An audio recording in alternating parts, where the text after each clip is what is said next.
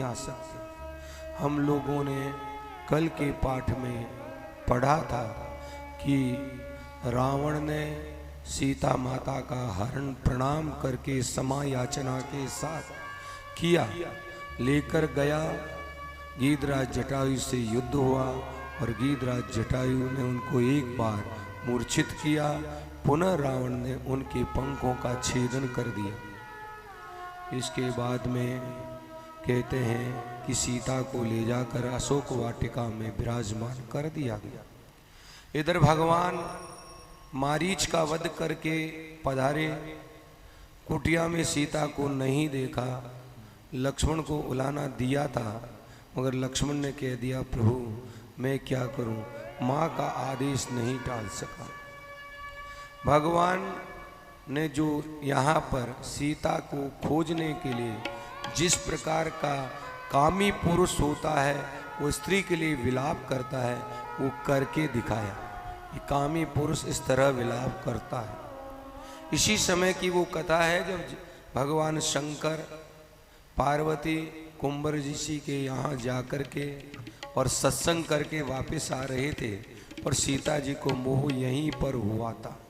इसी प्रसंग में सीता जी को मोह हो गया था।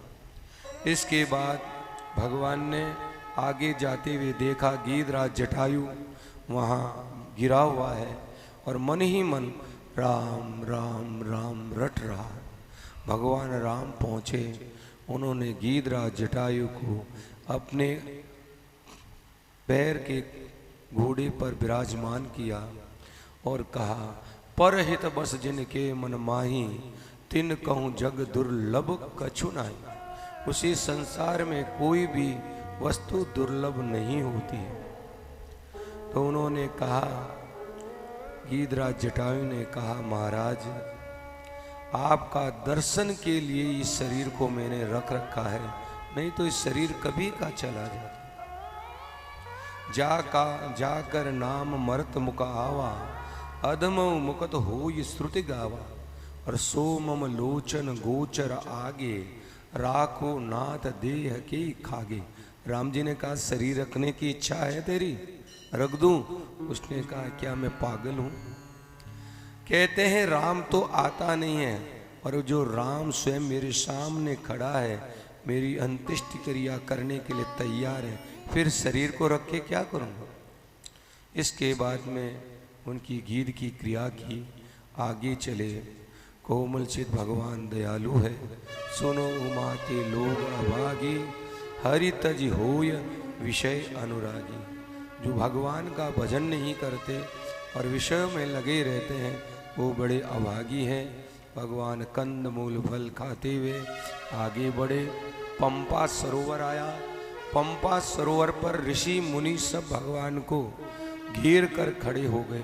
महाराज मेरी कुटिया में चलिए, महाराज मेरी कुटिया में। भगवान ने कहा, मुझे कहीं नहीं जाना, मैं तो माता सबरी को ढूंढता हूँ। उसके गुरु ने उसे जो आशीर्वाद दिया उसको सत्य करना है, और सबरी ने गुरु के वाक्यों को दृढ़ता से पकड़ लिया है और इतना विश्वास कर लिया है कि वो अपनी जवानी से लेकर वृद्धावस्था हो गई है, मगर अभी तक मेरा इंतजार उसी तरह से कर रही है जैसे मैं आ रहा हूँ। उसने अपने गुरु के वाक्य पर थोड़ा भी अविश्वास नहीं किया, विश्वास करके बैठी है। मैं पहले से सबरी के आश्रम पर जाऊंगा। भगवान सबरी के आश्रम पर आए। पंपा सरोवर से सबरी का आश्रम थोड़ा दूर है। चंद्रभान नामक गांव है, वहाँ सबरी का आश्रम है। भगवान की कृपा से दर्शन करने का सौभाग्य हमें प्राप्त हुआ था, हम वहाँ गए थे। इसलिए मैं बता रहा हूँ कि पंपा सरोवर से थोड़ी दूरी है। भगवान गए सबरी, तो वही नित्य की तरह अपने जो कुटिया की तरफ रास्ता आ रहा था उसको बिल्कुल साफ सुथरा करके और नित्य की तरह फल लेकर के आई। ये बोर का जो वर्णन आता है ना, बोर खाए, यहाँ बाबा जी ने बोर शब्द कहीं नहीं लिखा है, कंद मूल फल है। तो सबरी ने जैसे भी हो, चाहे बोर लाए चाहे कोई, वो सब फल लाके रखती थी। आज भी सबरी ने फल को लाके रखा और शुद्ध करके उन्हें वहाँ रख रखा था। भगवान राम पधारे, देखते ही सबरी उठ करके भगवान के श्री चरणों में प्रणाम किया। भगवान ने कहा, माँ मैं आ गया, तुम्हारे गुरु ने तुझे कहा था कि मैं आऊँगा, तो मुझे तो आना था। हाँ, मेरे आने में थोड़ा विलंब हो गया। फिर भगवान ने वहाँ नवदा भक्ति का वर्णन किया। अब इस नव भक्ति में कौन कौन सी भक्ति आप लोगों के पास भी है, वो विचार करिए। प्रथम भक्ति संतन कर संगा, तो आप सभी लोगों को संतों का संग मिलता है ना, तो पहली भक्ति सबके पास है। और संतों के संग के बाद दूसरी भक्ति रति मम कथा प्रसंगा, ये भी भक्ति आप लोगों के पास है। नहीं होती तो क्या रामायण के पाठ में आकर बैठते? भगवान के कथा में रति है, प्रेम है, तभी तो बैठे हैं। गुरुपद पंकज सेवा, ये तीसरी भक्ति है और सभी लोगों की गुरु है। और नहीं तो परम श्रद्धेय स्वामी जी महाराज कहते थे, कृष्णम वंदे जगत गुरु। क्या इस कलिकाल में गुरु मिलने बड़ा कठिन है, और इसलिए आप लोग गुरु के लिए ज्यादा प्रयत्न न करें, भगवान को अपना गुरु मान लें। आपको कोई दुविधा होगी, कोई परेशानी होगी, तो भगवान आपको ऐसा साधन देंगे या ऐसे व्यक्ति से मिला देंगे जो आपकी समस्याओं का समाधान कर सके। नहीं तो ऐसा ग्रंथ हाथ में दे देंगे जिस ग्रंथ से आपकी समस्या का समाधान हो जाए। तो गुरुपद पंकज सेवा तीसरी। चौथी भक्ति मम गुण कर ही कपट तजिदान। यहाँ एक शर्त रखी है, मेरा भजन करे मगर कपट को त्याग कर करे। कपट रख के करेंगे तो कुछ, ये भक्ति जरा थोड़ी कठिन होगी। मंत्र जाप करो जो गुरु लोग देते हैं, तो उसमें भी शर्त रखी है, मंत्र जाप और दृढ़ विश्वास रख के, दृढ़ विश्वास, जैसा सबरी में दृढ़ विश्वास था वैसा विश्वास रख के मंत्र का जाप करो। पंचम भजन ये बताया, छठ दम शील विरति बहु कर्मा और नित्य निरतन सज्जन धर्मा। दम शील विरक्ति ये सब होनी चाहिए, इसमें थोड़ी हम लोगों को कठिनता आती। सातवीं भक्ति है सम मोहि मय जग देखा, संसार को मेरा ही स्वरूप समझे। भागवत जी में आता है कि भगवान ने कहा कि मैं एक से अनेक हो जाऊं, तो भगवान ने एक से अनेक होने के लिए प्रयत्न किया और वही तो सब कुछ सामग्री बन गई। इसीलिए कि कई सन करहु विरोध, सब जग ईश्वर रूप है और भलो बुरो नहीं कोई, और मैं कई सन करूं विरोध। सब भगवान का ही स्वरूप है। ये उन्होंने सातवीं भक्ति बताई। आठवीं भक्ति जथा लाभ, और उसके बाद शर्त रखी संतोष। संतोष होना चाहिए, जो लाभ मिले उसमें संतोष हो, और सपने नहीं देखई पर दोषा, दूसरों का दोष नहीं देखे। नौवीं भक्ति में कहा सरल सब सन छल हीना, छल नहीं करे सरलता रखे, निर्मलता आ जाए। निर्मल मन जन सो मुई पावा, मूय कपट छल छिद्र न भावा। और मम भरोस ये हर सन दीना, मन में ऐसी दीनता नहीं रखे कि मेरा कौन है, अरे मेरा भरोसा करे, मैं ही उसका स्वामी हूँ, वो दीन अनाथ हो ही नहीं सकता है। इस प्रकार नवदा भक्ति बताई। भगवान ने वहाँ से सबरी को आशीर्वाद दिया। फिर वहाँ से भगवान पुनः पंपा सरोवर आए। सबरी ने भगवान राम से कहा था, राम ने पूछा सीता का पता दे सकती हो? उसने कहा महाराज सीता का पता करना है तो यहाँ से आपको पुनः सुग्रीव राजा के पास जाना पड़ेगा। तो भगवान पंपा सरोवर आए। पंपा सरोवर से भगवान सुग्रीव से मिलने के लिए प्रस्थान किया। सुग्रीव ने राम लक्ष्मण को आते हुए देखा, वो घबरा गया, कि हो सकता है बाली ने मेरे मारने के लिए किसी और को भेजा है। तो हनुमान जी महाराज पास ही थे। हनुमान जी महाराज को भेजने की बात चली और उसके बीच में ही पहले ही भगवान विश्राम कर रहे थे। उस समय नारद जी महाराज वहां पधारे।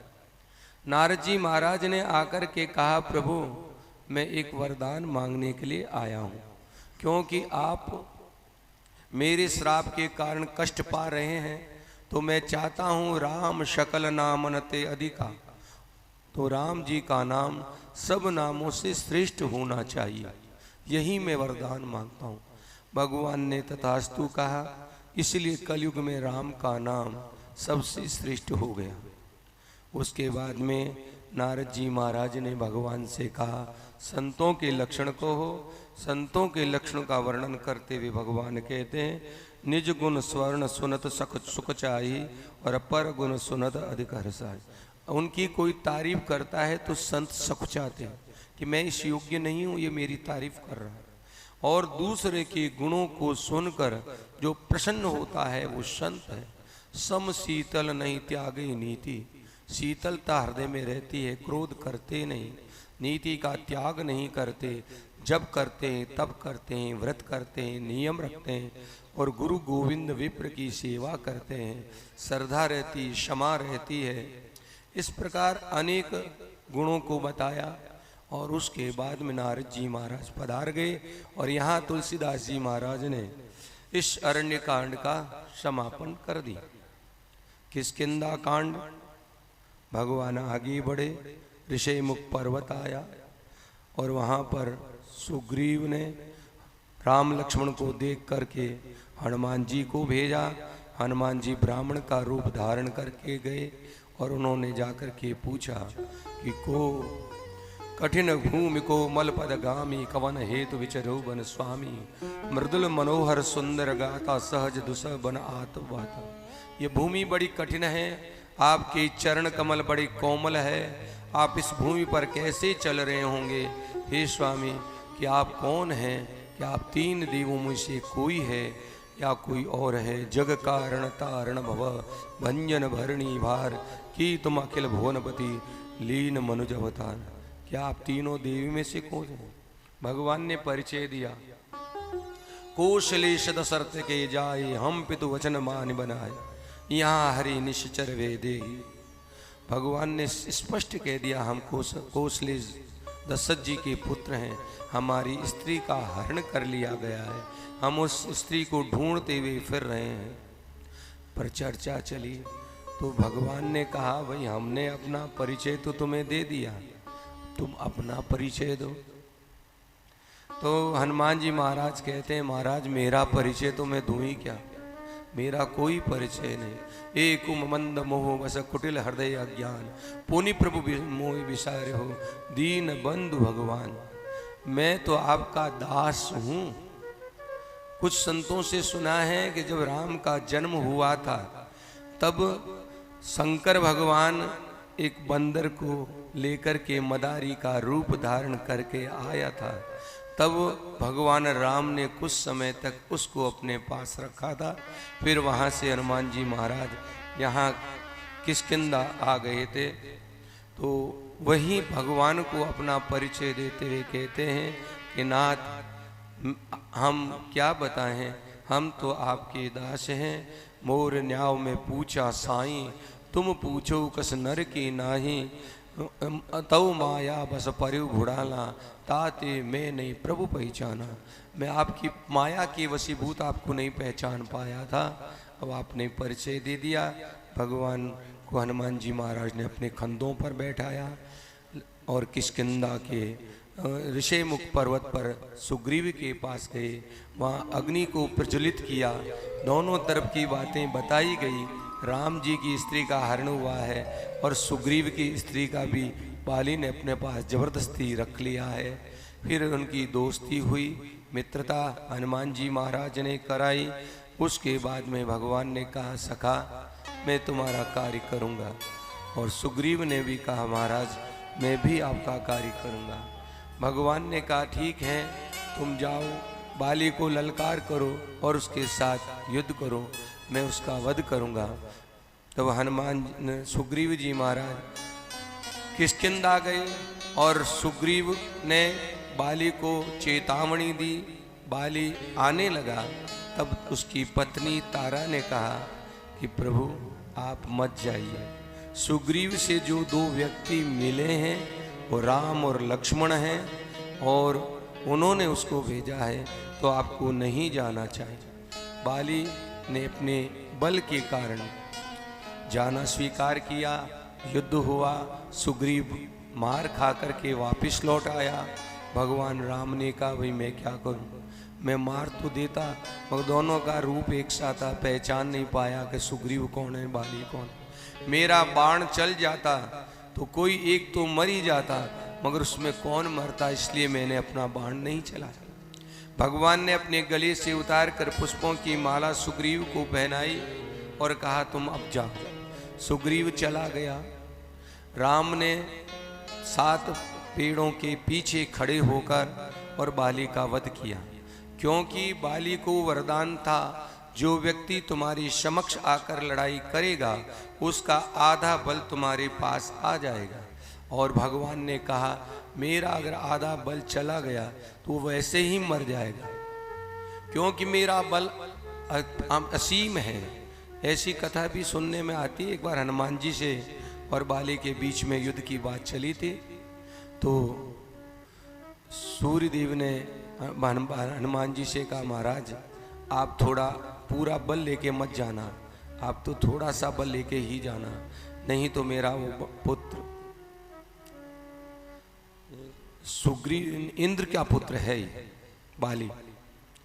तो हनुमान जी महाराज गए तो उनका आधा बल जो ही बाली में आया तो बाली का शरीर फटने लगा, क्योंकि उस बल को सहन नहीं कर सका वो, इसलिए वो वहां से युद्ध छोड़कर चला गया। इसी प्रकार भगवान श्री राम ने कहा अगर मैं चला गया तो इसका शरीर तो यही खत्म हो जाए, और दूसरा मुझे भी तो कुछ लीला आगे भी करनी है। मैं यहाँ जो करूँगा लीला उसका परिणाम मैं कृष्णावतार में भी दूंगा। तो उन्होंने छिपके यहाँ मारा है, मारे मोई व्याध की नाई शब्द लिखा है, और वहाँ भगवान कृष्ण को भी व्याध ही मारता है। तो यहाँ पर बाली का युद्ध हुआ, भगवान ने बाण मारा, बाली गिर गया, और गिरने के बाद बाली ने शरीर छोड़ना चाहा, तब भगवान उसके समक्ष गए और कहा बोल तेरा शरीर रख दूं। तब उसने कहा जन्म जन्म मुनि जतन कराही अंत राम कहु आवत नाही, सो मम लोचन गोचर आगे राखो नाथ देह के खागे।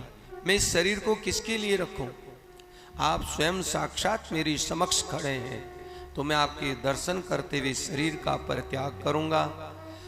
बाली का वध होने लगा, तब बाली ने भगवान श्री राम के हाथ में अंगद का हाथ देकर कहा प्रभु ये मेरा पुत्र है, इसे आप स्वीकार करिए। भगवान ने स्वीकार किया। सुग्रीव को बाली की अंत्येष्टि क्रिया कराने के लिए आज्ञा करी, और तारा जब रोती हुई आई तो तारा को भगवान ने ज्ञान दिया, किसी और से ज्ञान तारा को नहीं दिलाया। क्यों, तारा भगवान के स्वरूप को पहचान चुकी थी।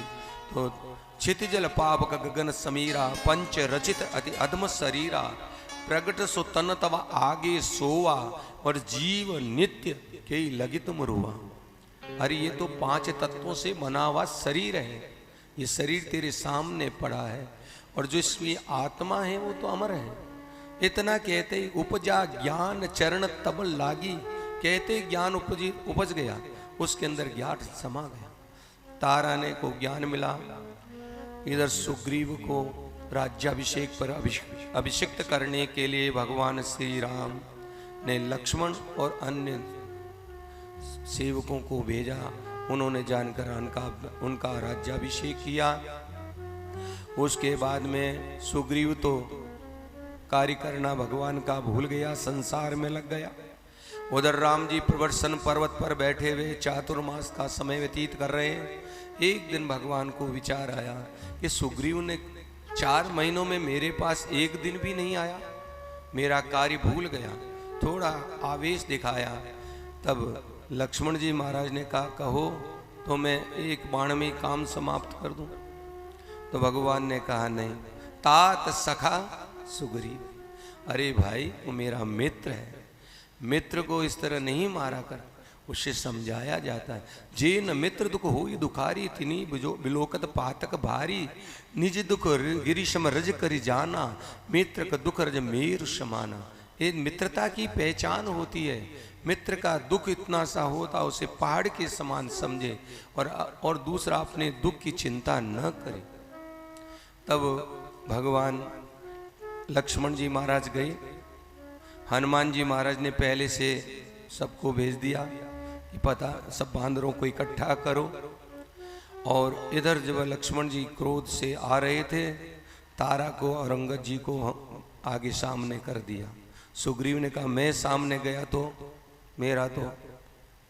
तब तारा और अंगद जी महाराज आए, हनुमान जी महाराज आए, उनको राजमहल में ले गया और जहाँ सुग्रीव की सैया थी वहाँ पर ले जाकर बैठा दिया। संतों को भाव है कि वहाँ क्यों बैठाया, ये शेषनाग का अवतार है, इसलिए उस सैया पर बैठाया कि जब भी सुग्रीव सैया पर सोने के लिए आए तो उसे वहाँ पर अपना काल नजर आए कि इस संसार में मुझे नहीं रमना है, नहीं तो काल मेरे पीछे खड़ा है, मुझे तो भगवान का भजन करना है। थोड़े दिनों में सब सैनिक आ गए, राम जी के पास पहुँचे। राम जी ने उन सबको कहा भाई सीता का पता लगाओ। सभी पता लगाने के लिए सब दिशा में जाने लगे और दक्षिण दिशा पर जाने के लिए अनेक अच्छे अच्छे जामवंत, नल, नील, अंगद इन सबको प्रस्थान किया। हनुमान जी महाराज तो पीछे बैठे बैठे राम राम कर रहे हैं। अंतस हनुमान जी महाराज उठ कर के प्रभु के समक्ष आए। भगवान ने कहा यही व्यक्ति है जो मेरा काम कर सकता है, इसको बल का अभिमान नहीं है और मेरा नाम जपता है। तो राम जी ने उसको मुद्रिका दी। हनुमान जी महाराज मुद्रिका लेकर चले। रास्ते में बंदरों को भूख लगी, प्यास लगी, व्याकुल होने लगे। तब बाबा जी ने लिखा मन हनुमान कीन अनुमाना, ये मन रूपी हनुमान है, उसने अनुमान किया कि ये बिना पानी के मर जाएंगे। तब उन्होंने एक शिखर के ऊपर चढ़ करके सामने देखा कुछ पक्षी एक गुफा से आते जाते हैं। उनको देख करके हनुमान जी महाराज सबको वहाँ लेकर गए। सब ने कहा पहले महाराज आप ही आगे चलें, हम आगे नहीं जाएंगे, गुफा में पता नहीं क्या हो। हनुमान जी आगे गए। यहाँ स्वर्ण प्रभा नाम की एक तपस्विनी वहाँ विराजमान थी, तपस्या कर रही थी। उन्होंने उन सब के लिए भोजन की व्यवस्था की। उसके बाद कहा कि राम का अवतार हो गया, आप लोग यहाँ आए गए, अब मैं यहाँ से भगवान राम के पास जाऊँगी और आप सब लोग अपनी आँखें बंद करें। उन्होंने आँखें बंद की, आँखें खोली तो समुद्र के किनारे थे और वहाँ पर सब अपनी मंत्रणा कर रहे हैं। कोई कहता है मैं पार जा सकता हूँ, कोई कहता मैं नहीं जा सकता हूँ। और जामवन जी कहते भाई मैं जब जवान था भगवान राम ने वामन अवतार लिया था तब मैंने 7 प्रदक्षिणा कर ली थी जब तक उन्होंने लीला की, अब मेरे में उतना बल नहीं है। अंगद कहता है मैं जाऊंगा पर आने में संशय है। हनुमान जी पीछे बैठे हैं। तब जामवंत जी महाराज हनुमान जी को कहते हैं का चुप साध रयो बलवाना, पवन तनय बल पवन समाना और का चुप साध रयो बलवाना। तो हनुमान जी महाराज को बल याद दिलाया, एकदम खड़े हुए और उन्होंने कहा बोलो मुझे क्या करना है, लंका रावण के सहित लंका को उठा के ले आऊं या उसको वहीं समाप्त कर दूं, सीता माता को ले आऊं। जामवंत जी ने कहा नहीं, तुम्हें तो केवल पता लगाना है और कोई काम नहीं करना। तब हनुमान जी महाराज ने कहा ठीक है, यहाँ तक की कथा भी करेंगे।